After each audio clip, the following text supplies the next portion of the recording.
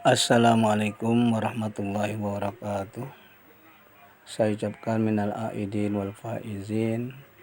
Mohon maaf lahir batin. Taqabbalu minna wa minkum taqabbal ya karim.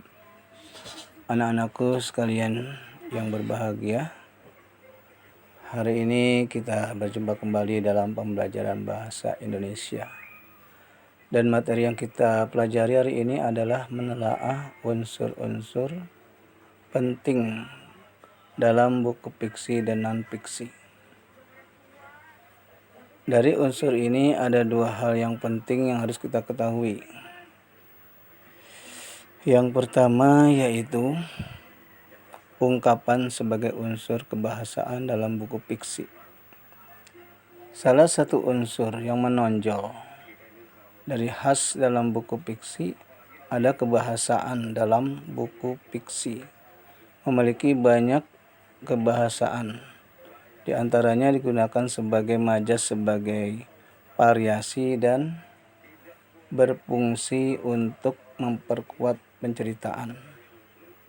Contoh majas yang sering digunakan dalam buku fiksi antara lain yaitu metafora, kemudian metanamia, dan simile. Apa itu metafora? Majas metafora adalah gaya bahasa yang menggunakan kata perbandingan untuk mewakili hal lain atau bukan yang sebenarnya, mulai dari bandingan benda fisik, sifat, ide, atau perbuatan lain. Contoh, aku ini binatang jalang.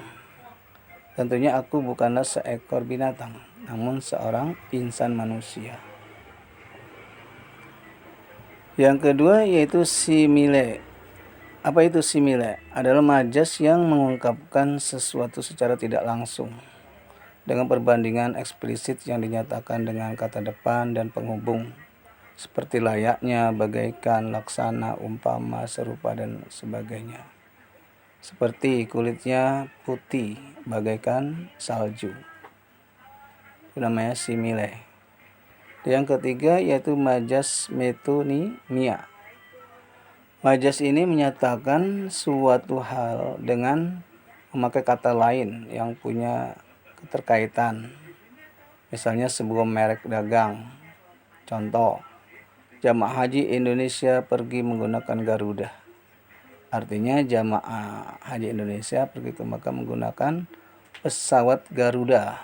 Nah, ini nama perusahaan. Atau contoh yang lain, saya suka minum aqua, padahal saya minum air yang mereknya aqua. Nah, itulah contoh dari majas metonimia. Anak-anakku sekalian berbahagia. Kemudian yang kedua, unsur-unsur menarik yang tidak kalah pentingnya dari unsur kebahasaan yaitu terdapat berbagai unsur lain dalam buku fiksi yang juga mempengaruhi tingkat menarik atau tidaknya suatu buku fiksi. Apa saja unsur-unsurnya? Unsur-unsurnya seperti alur, penokohan, latar, sudut pandang, dan amanah. Tentu kalian sudah masih ingat bukan? Apa itu alur? Yaitu rangkaian peristiwa atau tindakan dari suatu cerita. Kemudian penokohan yaitu orang yang terlibat dalam drama atau dalam buku tersebut. Nah, itulah hal penting yang terdapat dalam buku fiksi dan non-fiksi. Nah, jadi kesimpulannya bahwa unsur-unsur penting dalam buku fiksi yaitu yang pertama kebahasaan, kedua yaitu alur, penokohan, latar, sudut pandang, dan amanah. Anak-anak yang berbahagia, demikianlah materi singkat yang dapat saya sampaikan. Mudah-mudahan kalian dapat memahaminya dengan baik dan juga tetap semangat dan jangan lupa tetap menjaga prokes Terima kasih. Wassalamualaikum warahmatullahi wabarakatuh.